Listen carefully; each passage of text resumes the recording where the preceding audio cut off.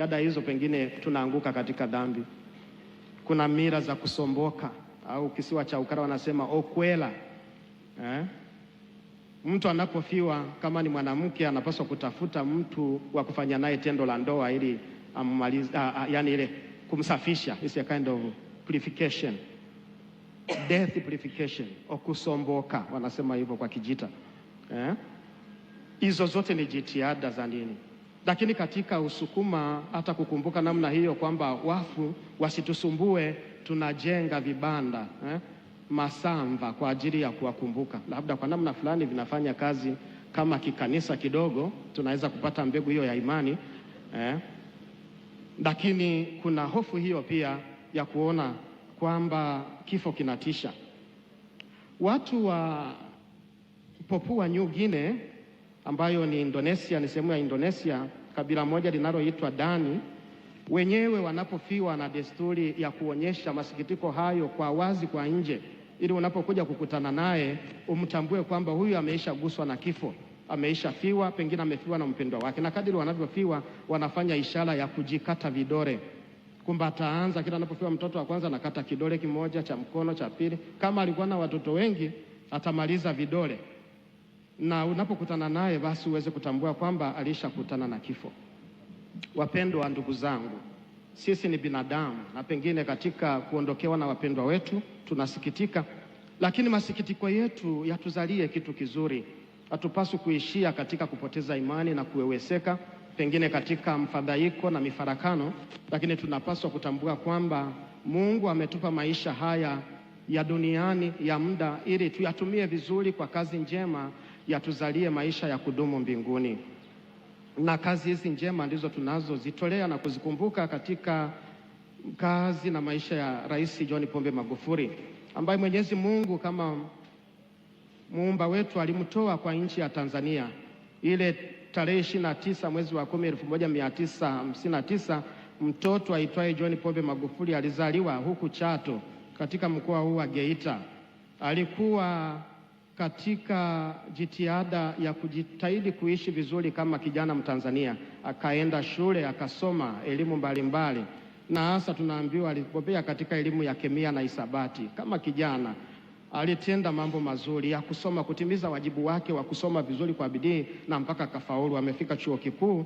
Lakini baadaye kazi alizozifanya, amekuwa mwalimu mwalimu wa kemia na fikiri na mahesabu, amefundisha nafikiri ni Sengerema Sekondari kama nakumbuka vizuri. Lakini baadaye ameingia katika uongozi wa nchi yetu, kwanza kwa kuchaguliwa kama mbunge katika jimbo la Biharamulo Mashariki, sasa hivi tunaliita jimbo la Chato. Lakini akateuliwa kwa vile alionekana kuwa mtu mzuri, kijana anayetenda kazi nzuri, kushika nafasi mbalimbali za waziri katika nchi yetu: waziri wa ujenzi, waziri wa ardhi, waziri wa mifugo na uvuvi, na kazi nyingine nyingi alizozifanya.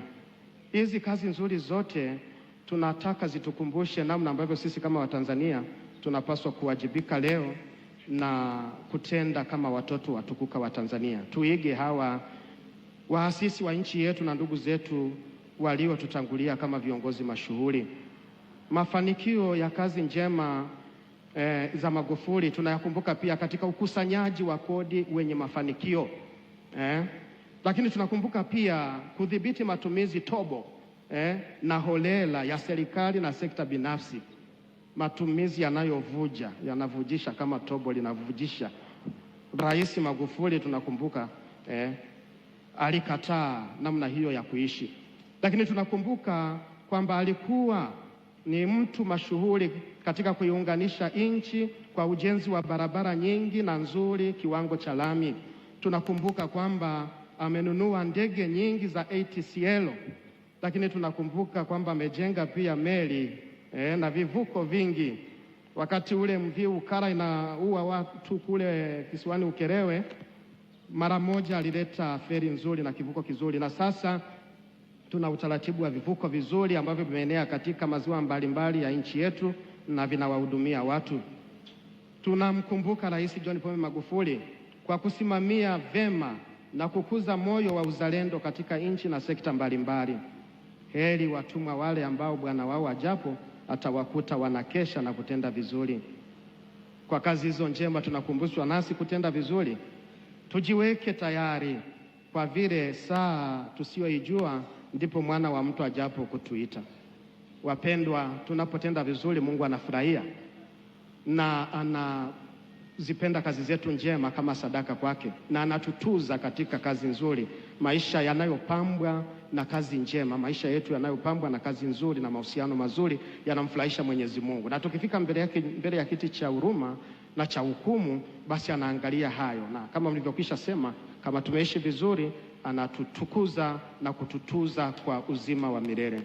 Mungu katika kuishi kila nchi anajipatia watoto wake, watu wake wema wanaojitoa kwa ajili ya kutenda kama sadaka kwa wengine kazi mbalimbali za Rais Magufuli, ambazo pia zinaungana na zile ambazo waasisi wengine wamezifanya, Mwalimu Nyerere, Karume, Rais Mwinyi, Mkapa, au ambao Mwenyezi Mungu amekwisha waita. Tunazikumbuka zote hizo, na kwa namna ya pekee basi kazi ambazo zimefanyika katika ulimwengu huu wa sayansi na teknolojia katika zama hizi ambazo ni za maendeleo makubwa zinatukuka sana katika ubora wake nchini mwetu, kwa kusimamiwa na pengine kuasisiwa na Rais John Pombe Magufuli. Katika adhimisho hili tunatolea kazi hizo njema, Mwenyezi Mungu azipokee. Mungu anafurahia kama ambavyo nimesema, tunapoishi na kutenda vizuri. Katika maandiko matakatifu, ukisoma kitabu cha Yoshua bin Sira sura ya 44 mpaka ya 50, Mungu ana kundi la watoto wake ambao wameishi kisikivu, ambao wamempendeza kwa kazi zao nzuri, matendo yao mazuri, wakiwahudumia bila kujibakiza watu wake na taifa lake. Hata leo Mungu haachi kuwatuza wale watu ambao wanatenda vizuri. Hata sisi kama Watanzania, kama wana wa Tanzania, ni wana wa Mungu pia, tukiishi vizuri kwa umoja, kwa upendo, na tena tumekwisha ongea sana katika haki, tukaishi katika ukweli. Rais Magufuli alisisitiza, nataka kweli, tuwe wa kweli, tukaishi hivyo katika kweli. Mungu anafurahishwa na sisi, atatutuza na tutabaki wa kukumbukwa daima. Kwenye kitabu chake kitakatifu na vitabu vingine vitakatifu, najua hata katika Qur'ani anaongea juu ya kazi nzuri, juu ya watumishi wake wanaotenda kazi vizuri, lakini vitabu vyote vya dini vinaeleza. Sisi katika Biblia, Yoshua bin Sira imepambwa na kazi njema za watu, hiyo sura ya 44 mpaka ya 50. Nendeni mkasome baadaye, lakini nitataja na kuwasomea machache. Mungu anasemaje? Matendo mema yanadumu. Matendo mema yanatufikisha kwa Mwenyezi Mungu. Matendo mema yanalipa. Matendo mema yanabaki wala hayaishi. Walatini wanasema scripta manent e verba volant, kwamba kilichoandikwa ukitenda vizuri ni kama umeandika, umeacha kitu cha kidumu, kinabaki daima. Lakini ukiongea tu bla bla na nini bila matendo, basi yanapita, ni kama maneno matupu. Tena Kiswahili tunasema hayavunji mfupa. Matendo mema ni hazina yetu. Matendo mema ni hazina yako. Kazi njema zinaokoa wote, zinafaa wote, na zinapendwa na wote, na